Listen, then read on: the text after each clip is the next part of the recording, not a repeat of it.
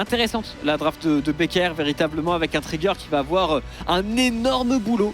Vraiment, il faut absolument que la Kai'Sa soit bien dans la game. Je l'imagine AD cette Kai'Sa.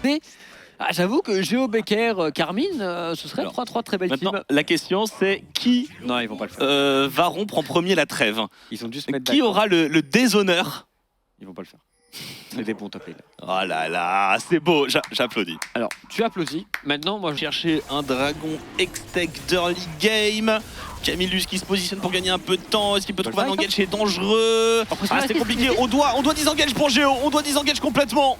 Ça double flash out, t'as raison, parce que Price Walker vient de prendre son niveau 6 à point nommé. Avant le Wukong, le fight aurait été largement pour Becker. Et 2 flashs obligatoires pour Géo, qui perd en plus le dragon. Très bon play de Becker. Avantage. Hein. C'est vraiment le niveau 6 de Pride et le fait que Tuku soit un peu low life. Tuku qui se fait flash in d'ailleurs, on veut tout mettre sur Tuku qui se fait chain CC et qui va tomber. Très bien joué, premier sang pour Pride. Sur un all-in avancé, un Wukong niveau 6, ça fait très mal. Hein. Et il a tout de même le mana pour le dieu de la forge. All-in qui va le prendre, il est tagué, on va mettre le Brittle juste derrière. Il a un flash, mais ça ne suffira pas, il aurait dû garder ce flash. Très défensif, attention, c'est one shot, c'est terminé pour Camillus, très bon catch de Price Walker, encore lui. Si ça se tentait, ça reste sage. Allez, ils en ont peut-être pas besoin. Ça va jouer safe. Enfin, il n'y avait pas vraiment de dive à aller chercher sur Ragnar.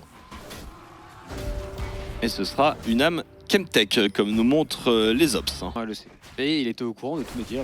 De l'époque, attention, Litzas qui va flasher probablement sur un chocolat qui trouve un flash out et pas de flash utilisé par Litzas. Par contre, Tuku il se fait monter en l'air, Litzas doit se repositionner maintenant. Ah, le con explosif qui a fait très mal. Et on va enchaîner un deuxième kill. Litzas qui tombera aussi. Cette game commence à être très en faveur de Bekarog. Avec une Kai'Sa qui passe devant, ça me terrifie. Et Chocolade, quel travail. Le flash est instant. Il y a un truc. Vegnorem, hein, il est de toutes les actions aussi. Alors oui, il y a Pride qui est absolument partout, mais Vegnorem en termes de roaming. Plus Rel, là c'est différent, mais on voit sur la minimap un Vegnorem qui est déjà là pour couvrir pendant que Price. Pour tomber tout ça dans des teamfights, il y a une belle marge d'erreur. Le comeback va être très difficile et douloureux pour eux. Après, la bonne nouvelle pour eux, c'est qu'ils ont un dragon. Surtout qu'ils sont encore agressés par le Rakan qui trouve un flash out qui a encore 2 stacks d'ultimate pour utiliser. Mais il y a un flash hit de All-in, Tuku qui prend la max dans cette game. Oh là là, et la chasse, il a une cible dans le dos. Il y avait encore Vegnorem au roaming. Pour jouer, il est absolument partout, il est démoniaque. Il y a un ulti, le cyclone, il y a une téléportation, mais attention sur le top side, on le laisse complètement ouvert. Du côté des Géos, on arrivera à prendre un seul kill, mais on va perdre une T2. Est-ce que c'est rentable? Je ne pense pas. Non, on perd son League of Legends côté Géo. Cette téléportation, elle n'est pas du tout bonne.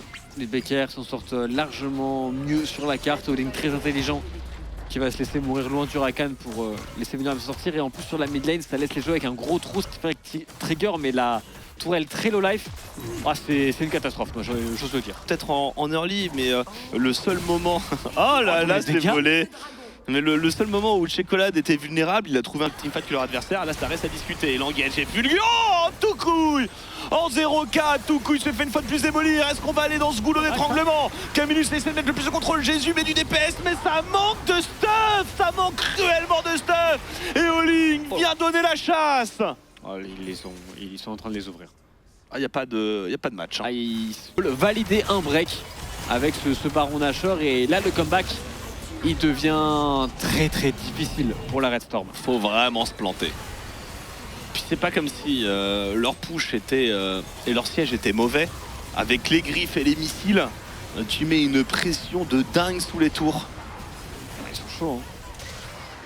Ah, on voit Jésus qui met des autos, on voit pas les barres de vie bouger. Ouais, et puis il essaye d'en mettre un maximum, mais en vrai il peut pas mettre plus. Il meurt, tout qui veut essayer de catch Chocolade. Alors Chocolade en 1 contre 3. On temporise ultimate et on va Rogoin. Ah, il est dans la mouise quand même, Checo. Je sais même pas. Hein. Il a plus le petit. Ah ouais. Attention, il va se prendre le kill, la griffe qui sera évitée. On perd beaucoup de temps, mais il va tomber Chocolade. Quoique, même pas. Oh, il force le flash de Tuku. Position tout de même. Mais est-ce que Géo peut et veut vraiment fight? Je ne pense pas. Il y a bientôt déjà l'ulti de nouveau pour Chocolade. Donc si on y va, eh bien, il fallait y aller avant. Maintenant on va perdre cet inhibiteur et l'engage fulgurant de Vegnorem. Trigger qui vient, Chocolade qui vient récupérer son ulti. On pourrait avoir une fin de game ici. Maintenant le dieu de la forge de la part de Ragnar. Mais sur qui? Sur personne. Sur un Swain absolument intombable. Les Becker qui vont pouvoir conclure Vraiment une super game de League of Legends, une super draft, un super mid jungle. J'ai cassé 2 games équilibrés aujourd'hui. J'avoue que c'est tourne sur des games qui étaient censés être plus équilibrés que là. J'ai 2 games de zinzin selon la fiche, c'est 2 turbo stomp. Ah, est-ce que je peux pas faire une défense héroïque? Il y a un flash en plus de Link sur l'Instas qui bougera pas. Tout coup il se fait contrôler. Les BKR ont été très solides. Un kill en plus pour un 12-2. 12-2. 11-2. 11-2.